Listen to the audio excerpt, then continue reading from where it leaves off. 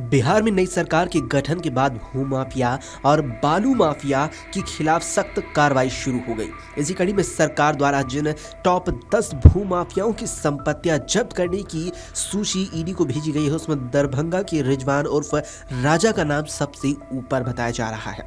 सरकारी सूत्रों के मुताबिक दरभंगा जिले के बहादुरपुर प्रखंड के मोदामपुर एकमी घाट के रहने वाला मोहम्मद रिजवान उर्फ राजा को प्रदेश का बड़ा भूमाफिया माना जा रहा है। वो फिलहाल पिछले 2 सालों से जेल में बंद है।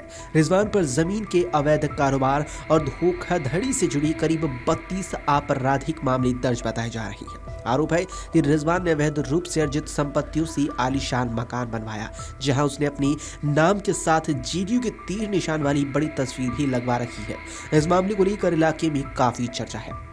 दरभंगा की बड़े व्यवसायी दिनेश दारुका ने सामने आकर रिजवान उर्फ राजा पर गंभीर आरोप लगाए हैं। पीड़ित के मुताबिक एक जमीन के सौदे में उन्होंने 60 लाख रुपए दिए थे, जबकि उस जमीन का कुल सौदा 5 करोड़ 60 लाख में तय हुआ था। आरोप है कि इसके बावजूद उसी जमीन पर किसी और व्यक्ति से भी 1 करोड़ 40 लाख रुपए ले लिए गए। ये मामला फिलहाल अदालत में विचाराधीन है।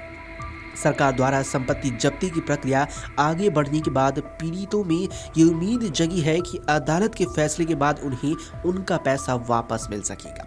आरोपी के भाई शम्स तबरेज ने सभी आरोपों को खारिज करते हुए कहा कि रिजवान के नाम पर कोई संपत्ति नहीं है। उन्होंने दावा किया कि जो संपत्ति दिखाई जा रही है वे पूर्वजों की है। साथ ही उन्होंने ये भी स्वीकार किया कि रिजवान उर्फ राजा जमीन के कारोबार में सक्रिय था, लेकिन उनका कहना है कि सिर्फ साफ सुथरे कारोबार में ही कई बार झूठे आरोप लगाए जाते हैं।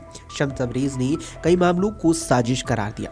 फिलहाल राज्य सरकार की सख्ती और ईडी की भेजी गई सूची के बाद दरभंगा समेत पूरे बिहार में भूमाफियाओं के खिलाफ कार्रवाई को लेकर माहौल काफी ज्यादा गर्मा गया है। जमीन का मामला ये है कि एक जमीन थी जो रिजवान जी ने बात किया था, नवाब सैयद मोहम्मद नवाब की ज़मीन थी। उस ज़मीन में हम लोगों ने 22 कट्ठा 23 कट्ठा के लगभग वह ज़मीन थी, जिसमें हम लोगों ने 60 लाख रुपया उनको दिया था। एक आदमी से और उसी ज़मीन पर वो 1 करोड़ 40 लाख रुपया लिए हुए थे। बाद में हम लोगों का बैठ कर के बातचीत हुई, समझौता हुआ, लेकिन नतीजा कुछ नहीं निकला। अब अंदरूनी मामला नवाब साहब और रिजवान साहब का क्या था नहीं था, आज तक हम लोग का रुपया फंसा हुआ है और मामला अदालत में चल रहा है। कितना टोटल पैसा कितना फंसा हुआ है आप लोग का, दोनों आदमी का, आप लोग के टीम का जमीन पे? हम लोग 2 पार्टनर थे, अरुण जी और हम लोगों का 60 लाख रुपया है। एक और दूसरे जो थे उनका 1 करोड़ 40 लाख रुपया है। दोनों को मिला करके 2 करोड़ रुपया ये लमसम फंसा हुआ है। जब्त होने की सूचना है, क्या कहेंगे? जब्त होने की सूचना हमें मिली थी 2-3 दिन पहले कि उनकी संपत्ति को सरकार जब्त कर रही है।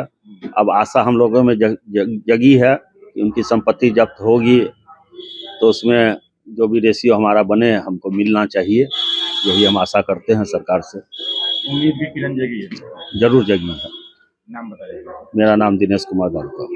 अगर आप ये वीडियो YouTube पर देख रहे हैं तो हमारे चैनल को सब्सक्राइब कर बेल आइकन दबाएं और Facebook पर देख रहे हैं तो हमारे पेज को लाइक करें।